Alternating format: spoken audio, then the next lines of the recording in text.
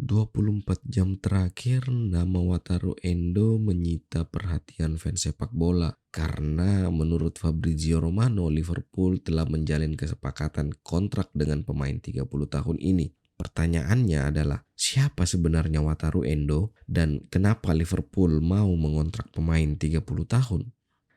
Ini adalah the story.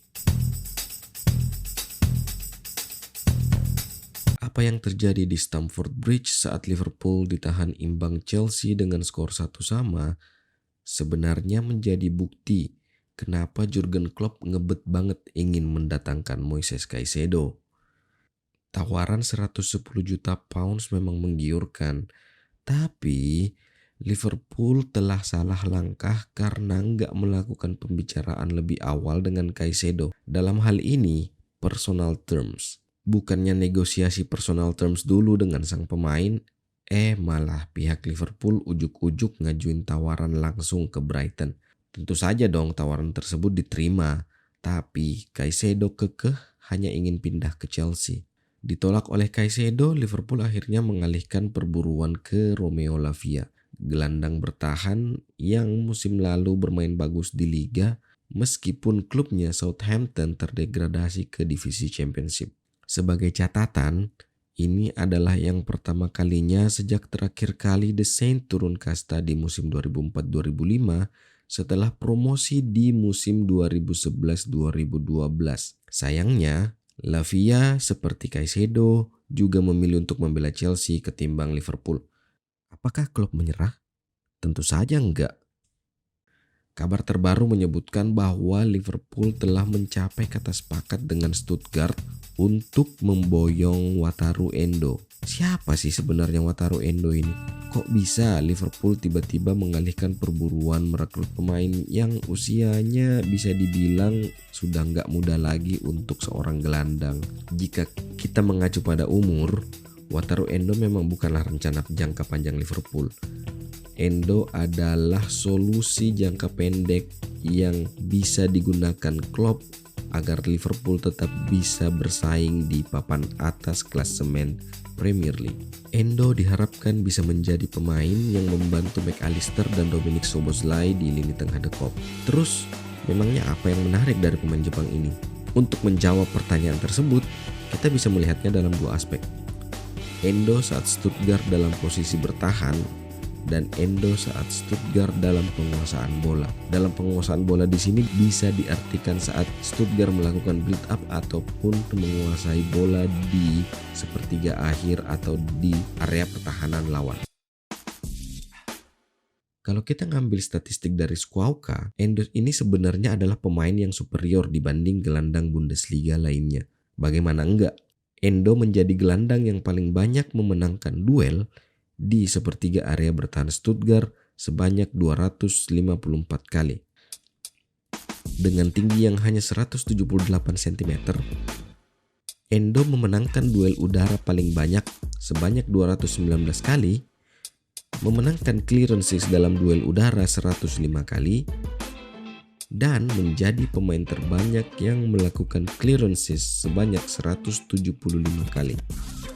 Jika melihat dari tinggi badan yang hanya 178 cm, ini mengingatkan kita pada Lisandro Martinez yang pada saat diperkenalkan sebagai pemain United, tidak sedikit orang yang sangsi akan tinggi badannya dan menganggap ia tidak layak sebagai bek tengah. Selain itu, Endo juga menjadi pemain kedua terbanyak yang melakukan sentuhan 6.511 kali saat Stuttgart melakukan build up. Ini bisa diartikan bahwa Endo adalah pemain yang aktif dalam setiap aksi Stuttgart di lapangan. Artinya, pemain Jepang ini punya kemampuan mendikte jalannya pertandingan. Ia bisa menjadi salah satu pengatur tempo di Stuttgart dan menjadi pemain kedua terbanyak dalam hal passes completion, 3.940 kali. Sebagai catatan, passes completion ini dihitung dengan mengukur keberhasilan pemain melepaskan umpan ke rekan setimnya tanpa ada gangguan dari pemain lawan. Back pass dan umpan di area bertahan juga dihitung. Itu aspek bertahan yang dimiliki oleh Endo. Bagaimana jika kita melihat Endo dari kacamata ofensif? Endo adalah pemain kedua yang paling banyak memenangkan penguasaan bola di sepertiga akhir lapangan 404 kali dengan key passes yang cukup tinggi 82,6%. Enggak cuma itu, dalam hal tackle pun Endo adalah gelandang kedua terbanyak yang melakukan tackle sukses di Bundesliga, 208 kali. Ini sebenarnya pemandangan yang enggak begitu lazim karena biasanya Jepang itu punya kecenderungan mengorbitkan pemain dengan tipikal kreator atau dengan kata lain nomor 10. Dari era Hidetoshi Nakata, Shunsuke Nakamura, Keisuke Honda, Shinji Ono, hingga Shinji Kagawa. Bahkan, kalau kita mau gali lebih dalam lagi, Endo sebenarnya jauh lebih unggul dibanding Fabinho, ex pemain Liverpool yang sekarang sudah resmi berkostum Al-Ettifaq. Kita lihat di sini, kalau umpan akurasi Endo memang nggak sebagus Fabinho, tapi dalam hal duel assist, kreasi peluang, Endo jauh lebih unggul. Artinya apa? Artinya, Endo selain bisa diandalkan saat bertahan, ia adalah pemain yang berbahaya jika diberi kebebasan di sepertiga akhir lapangan. Lalu pertanyaannya kemudian adalah, apakah Endo ini panik buying?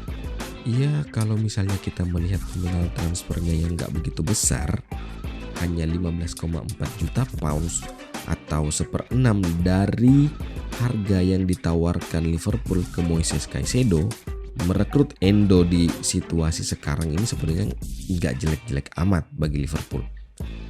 Persoalannya cuma satu, ada berapa banyak sih pemain Asia yang bisa berhasil di Premier League? Takumi Minamino aja gagal di Liverpool. Ya, semoga aja Endo gak bernasib sama dengan winger yang saat ini memperkuat AS Monaco. Jika kalian suka dengan video ini, jangan lupa di like, jangan lupa di subscribe, dan sampai ketemu di video The Number 10 Show berikutnya.